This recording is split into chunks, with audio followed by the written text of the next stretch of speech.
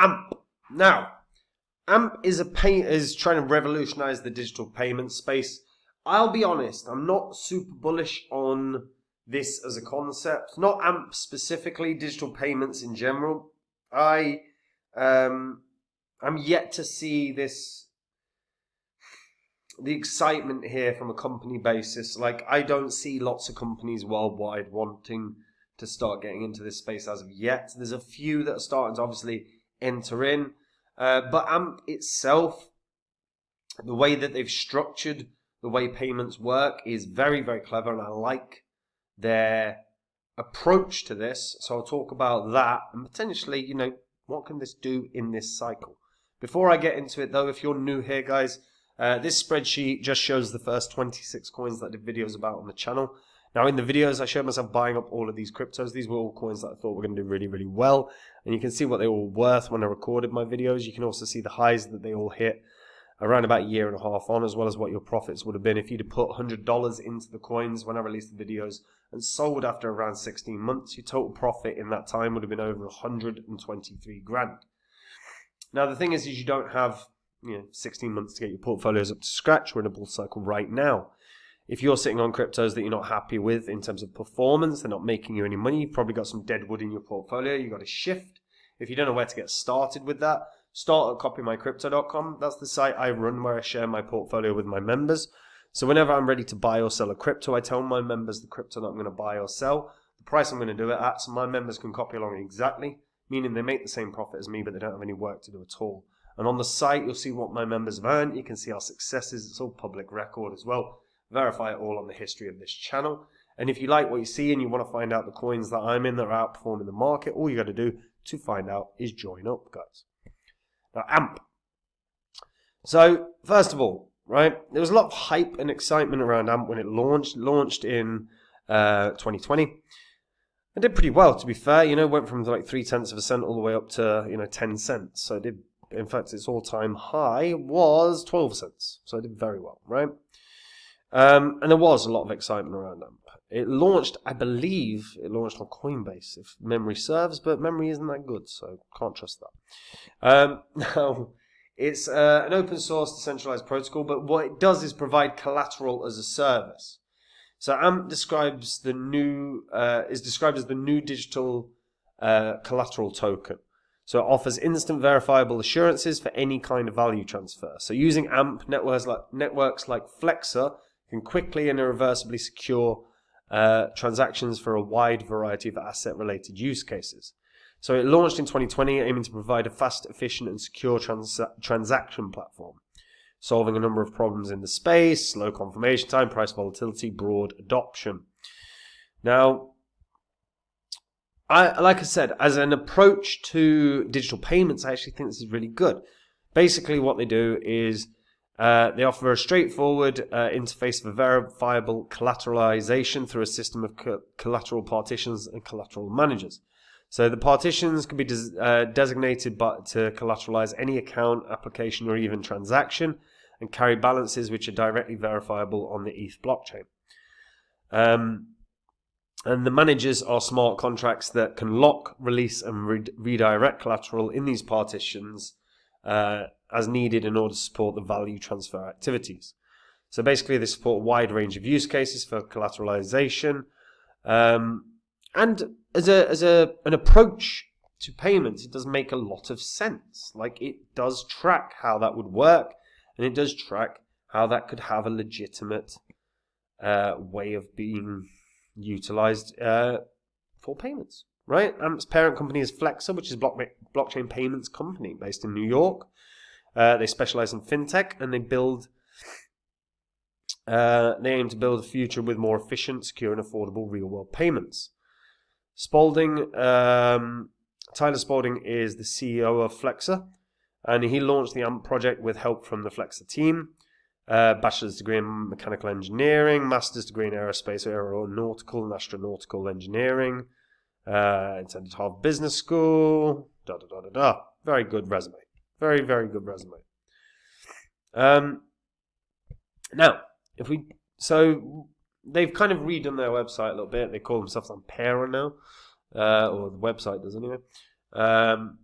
So the payments movement for spending digital assets. That's the idea. I don't like the website, by the way. I think it's not great. So it's talking about accelerating mainstream adoption, giving seamless spending with your preferred assets, whether purchasing online or in store. And it's just giving the ease of spending. That's the idea, right? So they've got global members of the payments ecosystem, or the connecting force behind seamless and efficient transactions. I don't really know why they're clickable. That makes no sense. Okay. Oh, banks and fintechs provide infrastructure for international trade and transactions. Content providers and educators are vital to global commerce.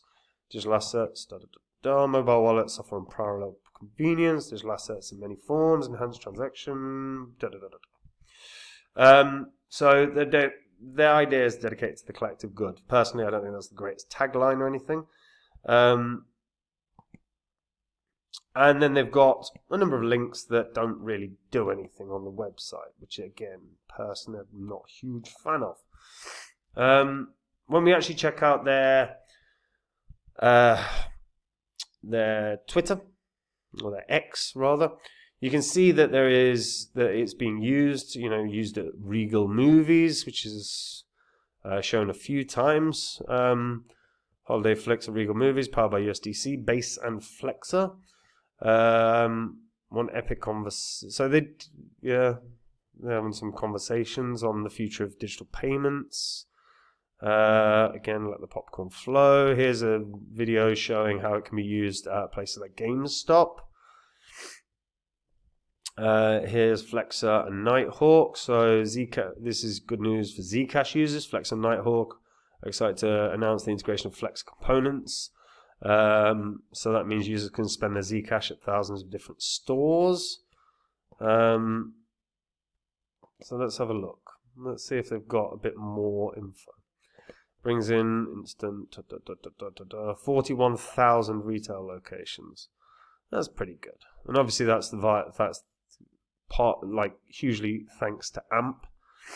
I would be interested to know the 41,000 stores and if any of them are any good.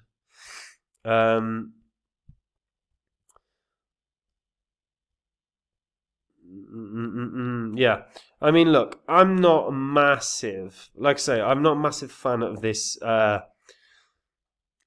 of digital payments thing as of right now. Like, I just don't see tons of companies that are clamoring for this. Of course, there are going to be some, no doubt about it. But I think we're just a way away from lots of companies being willing to take digital payments. I think, USDC, USDT, but again, you're still asking for a lot of businesses to start changing the way in which they take payments. You're asking for them to effectively change the way in which they do their accounting and everything else. It's a huge undertaking for any business. So I just think we're quite a way away from this right now. But I do think their structure and the way they've created this is a good, solid concept. And look, I mean, if you take a look in terms of holders, I'm sure they've got a lot. Yep, they've got 98,000 holders just on Etherscan alone. So they're, this is not like a small project by any stretch of the imagination. It's got a solid market cap of 600 million. I don't think it's going to be able to hit a new all-time high. And really what's going to be the big shift for AMP, and probably what's AMP's best hope, is really how do things change in America over the next 6 months. What I mean by that is, with Donald Trump coming into office, Gary Gensler will leave, obviously head of the SEC will leave the moment of Trump's inauguration. We will have in America a pro-crypto administration for the first time ever. We will have a head of the SEC that is anti-regulation and pro-crypto, which is again a really good thing in terms of pushing the markets forward and actually allowing innovation. Because regulation, whatever anyone wants to say about it, stifles innovation, it stifles creativity. And if it becomes a case where industry in America, companies, enterprises, institutions start seeing crypto payments as the norm or acceptable or not huge hardship in terms of changing the way in which they have to deal with taxes and accounts, then all of a sudden we're likely to see businesses start being more willing to take on payments. And then all of a sudden AMP is right at the fore. Because Flexa is a big name, right? And Flexa can start pushing payments and probably being one of the main initiators of payments for businesses in America. And then AMP, I think, can do really well. I think there is a world AMP can get back to maybe 10 cents, which I think that's very, very high. That puts it a market cap of $8 billion. I'm not sure it's going to hit that by any stretch. I think that is best case scenario if all of a sudden America comes so pro-crypto. If businesses just go, yeah, we're in.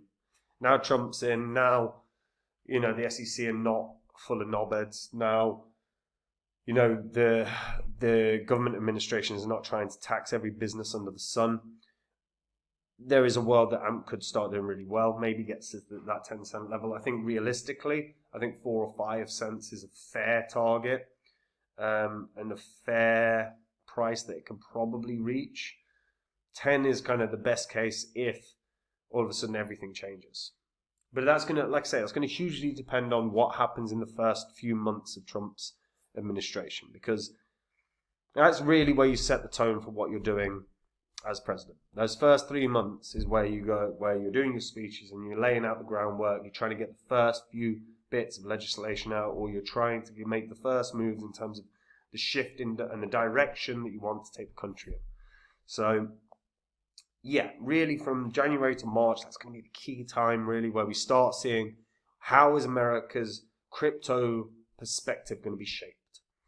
And if things are perfect, I think AMP can do that sort of 10-cent run. But yeah, I'm not I think I'm somewhat in the minority here in that I'm not too excited whatsoever about crypto as payments, as blockchain's payments.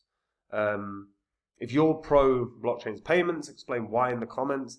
If you're not, explain why. If you're an AMP holder, what are you hoping for this to hit, or what do you not hoping, what do you think this can hit this bull cycle? Share in the comments.